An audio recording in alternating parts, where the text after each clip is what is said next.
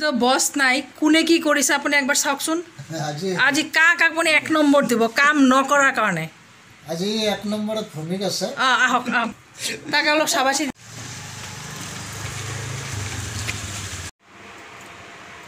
সব পেয়ারা খাওয়ায় ব্যস্ত। এটা আমারটা একটু দেখাই, খাওয়ানোটা দেখানো যাবে না, যদি কারো লোভ লাগে।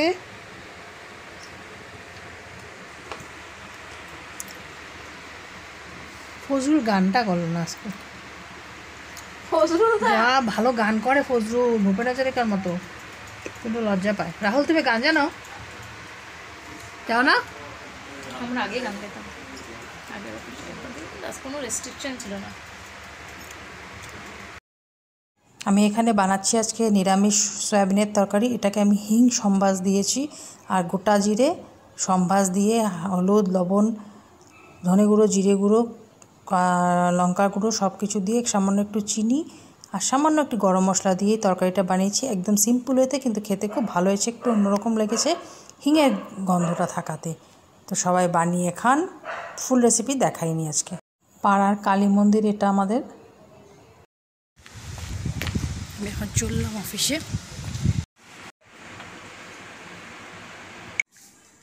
গুড ইভিনিং সবাইকে। তো আজকের আমি অনেকেই সবাই বলছে আমার কথাগুলোর একটু সাউন্ডের হয়তো প্রবলেম আছে, আমি দেখার সুযোগ পাইনি কি প্রবলেম হয়েছে, তো আমি চেষ্টা করব। তো আমার একটু ব্যাকগ্রাউন্ড মিউজিক কিন্তু আমার থাকে, ওগুলো না থাকলে আর রাত্রিবেলা আমি যখন এডিট করতে বসি ব্যাকগ্রাউন্ড মিউজিকটা ওনাদের কানে গেলে তো আবার সেই চিৎকার শুরু হয়, রাত্রি 12টা হলেও সেই চিৎকার শুরু হয়। কাজেই তখন একদম সাউন্ড কম করে করে আমাকে এই এডিট করার জন্য এই দুর্গতি কিছু কিছু ব্যাকগ্রাউন্ড সাউন্ড আমার থেকে যায়।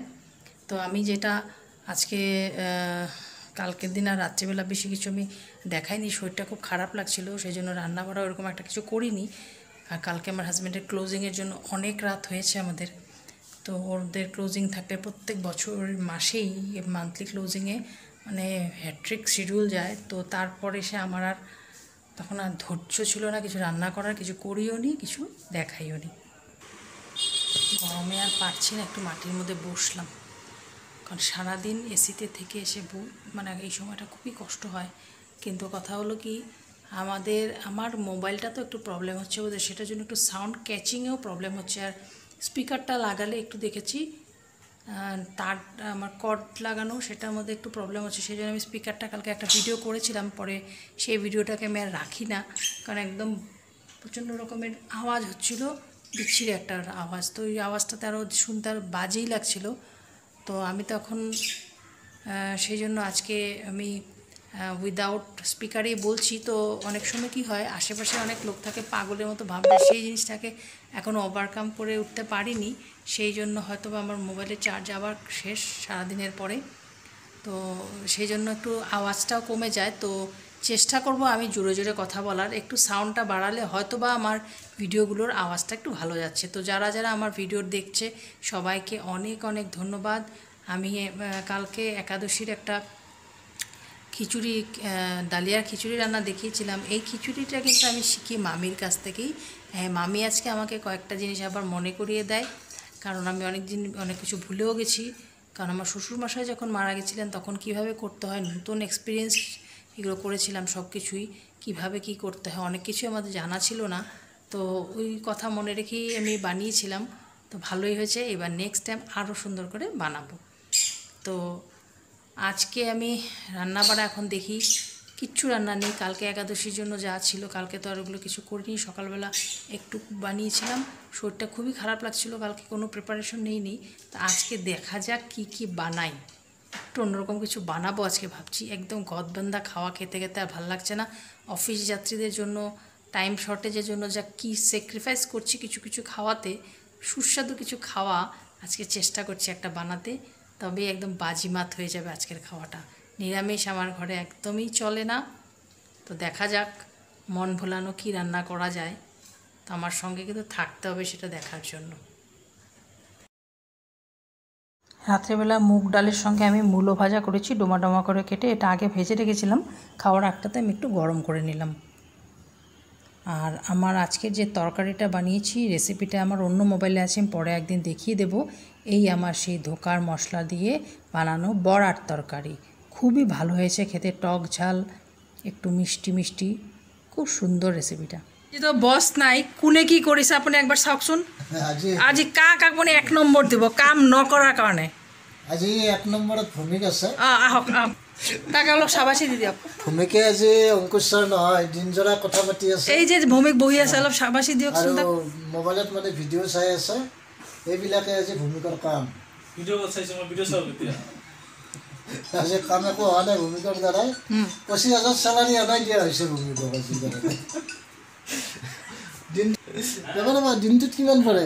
25,000 হ'লে মোটামুটি 800 কিমান টকা হ'ব। কেলকুলেটৰটো ওলাই দি দিয়ক।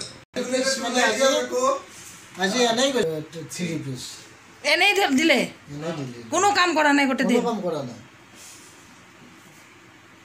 হেল্ল', আর তোমার কি সারাদিন আজকে হাওয়া খাওয়া, এসির হাওয়া খাওয়া? দিনভর কই কই কই কই গেছি দি দিয়া তুমি অফিসত দি দিয়া। আমার ম্যানেজার বাবু